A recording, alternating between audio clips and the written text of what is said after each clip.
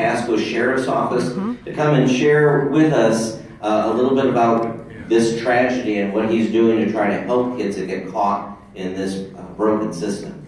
So how about a hand for Corporal Alan Wilkett?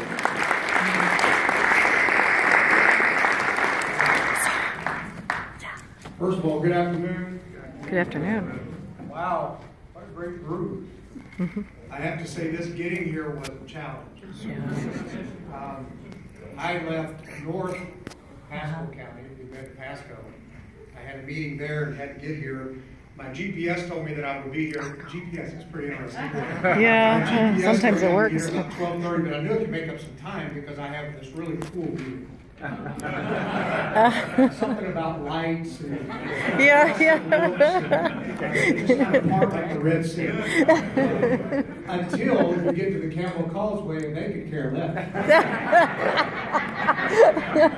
Camel Causeway is like, we don't care who you are, you're not getting around us. So it was a challenge getting here, but I was so anxious to get here to spend just a few minutes with you to talk a little bit about this issue.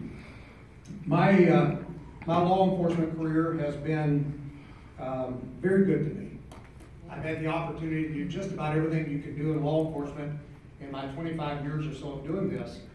I know that's a shock. You look up here and say, there's no way to be 25 years in.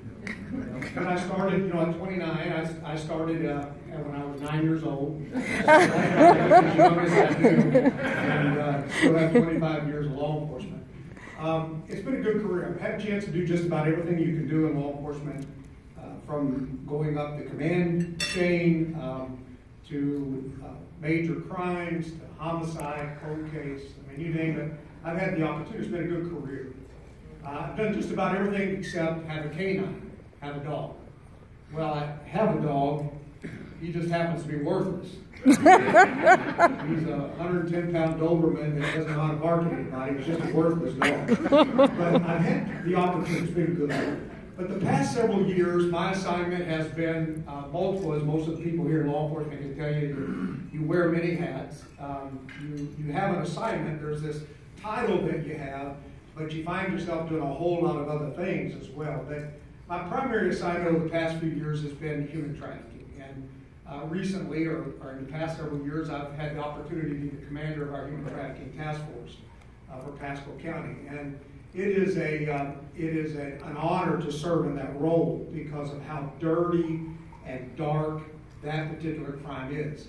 And I've also oftentimes made the comment that out of all the things that I've had the opportunity to do, whether it be a homicide or property crimes or whatever you name, human trafficking is probably the darkest and the most difficult area of my law enforcement career. It is as ugly as it can get. When you see how other people can exploit another human being and treat another human being typically for just $1, for just money, it is absolutely one of the most evil crimes that I have ever investigated. I wanted to spend just a moment with you to talk to you about why I think that human trafficking is probably the most evil crime. Why is it so dark? Why is it so ugly? When our country was young and we were looking for the moral fabric that would unite these 13 colonies that was the birthplace of our great country that we have today, struggling to find what would be the moral fabric. What's going to be the thread that holds us all together? There was a young politician that stood up in the middle of a 13-colony discussion, and they said these words. He said, "Gentlemen may cry peace, peace, but there is no peace. The war has actually begun. The next gale that sweeps from the north will bring to our ears the clash of resounding arms. Our brethren are already in the field. Why stand we here idle? Is life so dear, or peace so sweet, as to be purchased with the price of chains and slavery? Forbid it, Almighty God. I know not what course others may take, but as for me, give me liberty, or give me death." Most of us recognize the last phrase of that speech that Patrick Henry gave that day to say that it should be the love of freedom.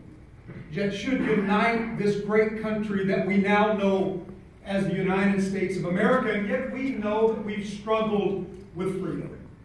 We know that liberty for all has been a struggle even in our own great country, where Abraham Lincoln, with the Emancipation Proclamation, declared that no color of man should be held in slavery to another color of men, that we were bound together by common good.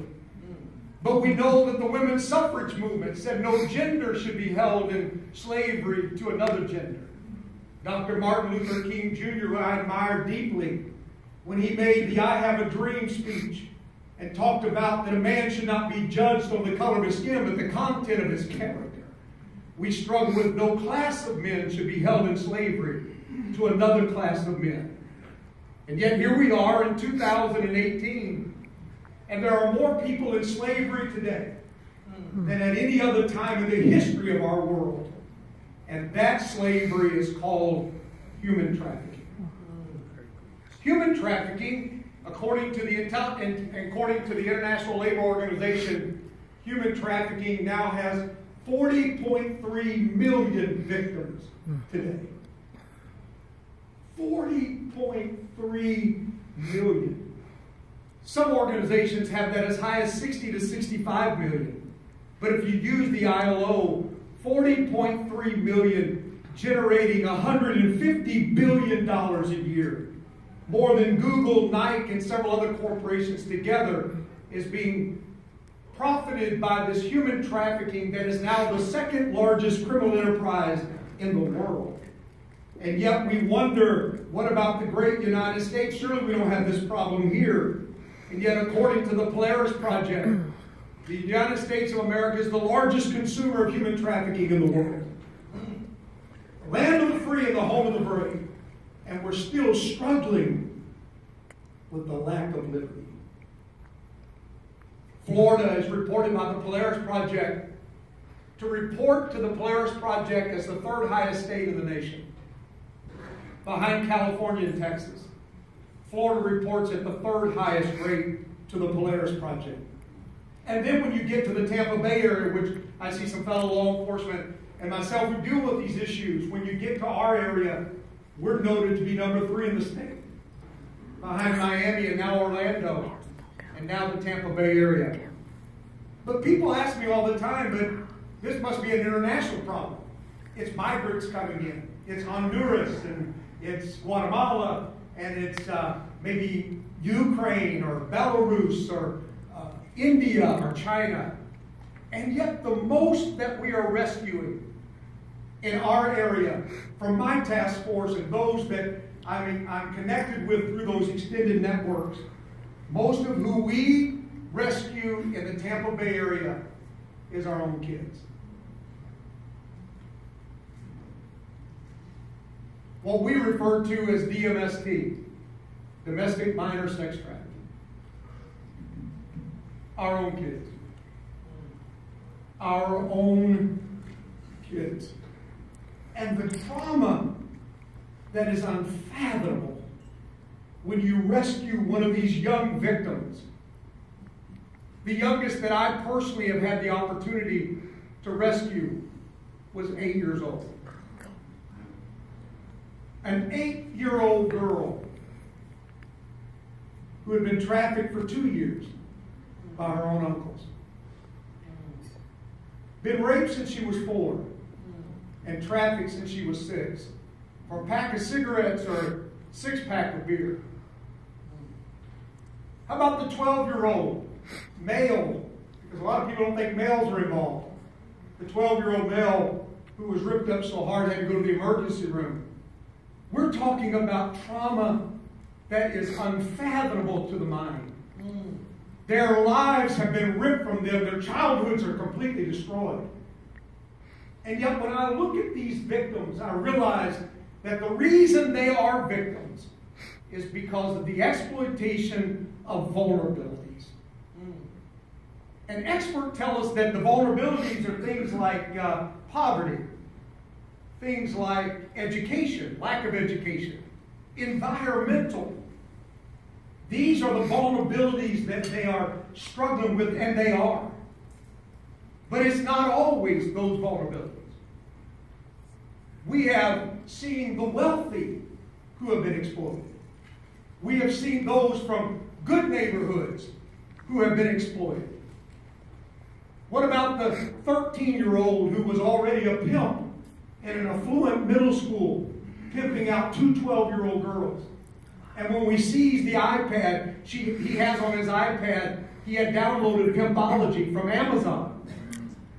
You can download How to Become a Pimp into your Kindle from Amazon for $9. And the book that he had on his iPad was The 48 Laws of Pimping. Pimpology. 48 laws teaching how to become a pimp. How to traffic young people out on our streets. I will tell you that the vulnerabilities that I see most often are oftentimes character defects, deficiencies in the ability to be able to determine right from wrong. I've seen the need of love being exploited because most of the kids that we rescue are runaways and throwaways, and I hate that term, by the way. But Florida experiences 30 to 40,000 runaways every year. Vulnerable because they need to be loved. They need to be accepted. They need a sense of belonging. And probably the thing that ripped my heart out the most was in an interview with a young lady who made this statement: "I'm just tired of being invisible." That ripped my heart out, that these kids are running to the street because they're looking for somebody to just see them. To just come out of being disappeared and invisible and to become visible again. That's why we need programs like Character GPS that teaches at a young age how to start closing down those areas of vulnerability. The value of self-valuing yourself, that I'm worth more than that. That I don't need to run to the street because I was created in the image of someone greater than me. And how can the street...